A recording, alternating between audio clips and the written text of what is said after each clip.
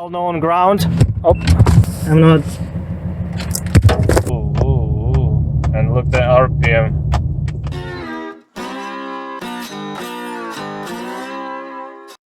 My Nissan Titan bogs down under the load. It runs okay for a little while and then you have no power. When you need to accelerate it, go up the hill or pull the load, just no power. And Nissan Titan trucks, they're known for failing fuel pumps. I'm going to show you the symptoms and we're going to test the loaded fuel pump circuit at the pump connector. Basic tests, but that will be interesting. If you have any questions, comments, put them down in the comment section below under the video, guys. It has been almost a year since I fixed my truck. The repair video will be in the link down below in the card there. And if you're first time to the channel, please subscribe. Very appreciated that, and let's get started. Okay, I'm in park. Engine is idling. It's pretty good. We're recording all our data bits, and we'll push the gas. See? It bogs down around 2500 now, but it's enough fuel to idle. Okay, let's just put on drive. See if we can take off. It's barely moving, see? Ooh. And look at RPM, tachometer gauge. Oh, she's not happy, that's for sure. Alright, that's a problem. Now we have to find what's wrong, but at least we have a direction. To get access to the fuel pump connector, I remove the wheel well cover. Alright, it is a little bit hard to get to that connector, but you can do it. You need a needle nose pliers like this, and there's a connector right at the top of the tank, and I see I have a wiring exposed. I did some checks, but to disconnect that connector you just have to squeeze that. Let me get a better angle. You have to squeeze that top at the connector. Okay, I hope you can see. All right, yeah, okay. Hard to do with the hands. Just push this clip down, grab it, and wiggle a little bit, and here you go. It will come out. Yeah, it's a little bit hard to go with the hands. Good. See, we're disconnected. I sprayed a bit of WD-40 to kind of make it easy. And first, we're going to check if there's any rust, water intrusion, or we see any green, and connector looks absolutely perfect. And yeah, same thing over there. And as you can see here, there's a few wires are coming, and we're interested in solid black. This is this guy, solid black. This is a ground to the pump, and black with a yellow tracer, that is a power feed.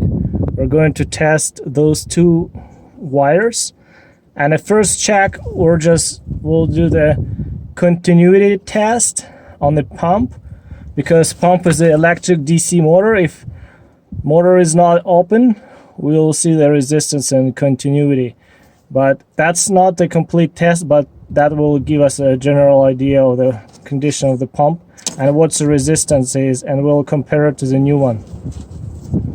Okay, as you can see here, it's yellow. We're going to first, and third is black. Those two pins we're going to probe and see what resistance we have. I have my multimeter already connected to the new pump, and we're on ohms, and we have 0.61 ohms of resistance. Okay, let's go and check the old one. And let's see what we have. And we have 0.65 ohms, which is good.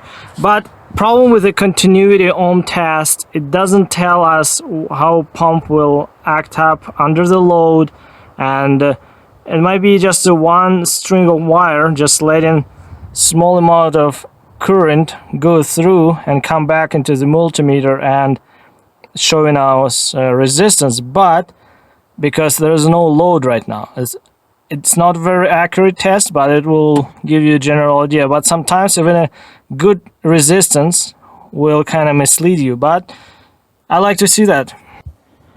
It is a little bit tight and hard to film, but I would like to share with you guys how to test the circuit under the load properly, not just go with the flow chart and test it when the circuit is not loaded. Okay, voltage drop test at the pump connector. We're checking for voltage to the pump. We're at volts, and well, one of my leads connected to the known good ground here, and another one, let me turn the flasher on, connected to the black and yellow wire, and the connector is connected to the pump, and we'll go and test it under the load. Now we don't have any voltage, but I'm going to start a truck. Okay, that's better, I think.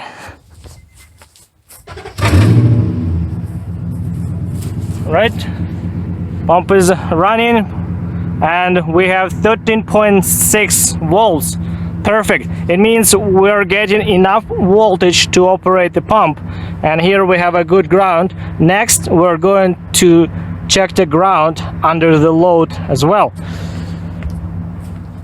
When circuit is under the load, if you see the high readings, for example, you try to find the best ground as possible, try to move it multiple times till you will get the proper reading, because if you have a poor connection on one of the sides, your voltage will be high and you will think, oh, probably I have a ground problem, but it might be not a ground problem with the test leads connected to the good ground.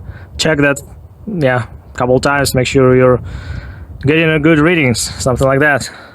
Now my test leads connected to the vehicle chassis ground, another lead is connected to the pump ground. I have my pump electrical harness connector back, and I'm back probing from the black and yellow wire, and we have 4 millivolts of voltage drop on the ground side, which is perfect. Let's turn the pump on, and we want to see for the pumps and bulbs, you are looking for around half a volt.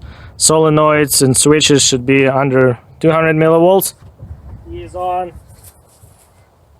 We have, okay, and let's fire it up.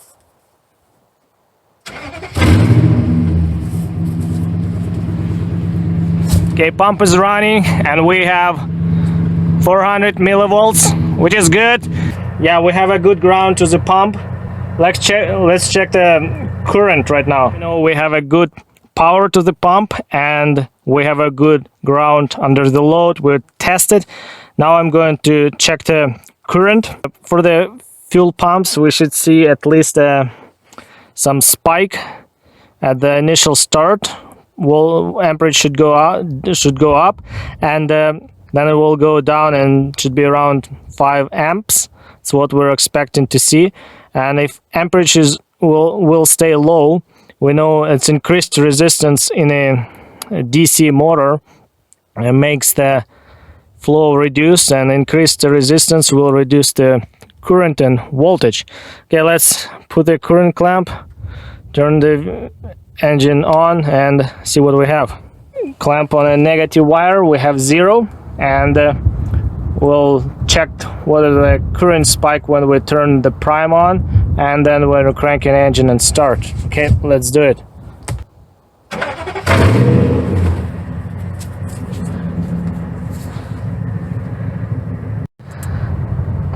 As you could see, when I started the engine, current spiked a little bit, but that was critically low for a startup, and now we're sitting at 0.19 amps, which is very low. And what can cause that current to be so low? A commutator of the pump worn out, or could be the brushes contacts worn out as well. By the way, there's a very good test for plugged up a fuel filter. If your fuel filter is plugged up, it will get a higher than normal amperage at the start. But you see, our fuel filter is fine. We had a little bit of voltage increase at the start, but that was low. And we know that fuel filter screen as a pickup tube is good because we didn't have that crazy high amperage spike up to like 10-15 amps. No, we have 0.19 right now and we're on 20 amp scale. That tells us our pump is on the way out.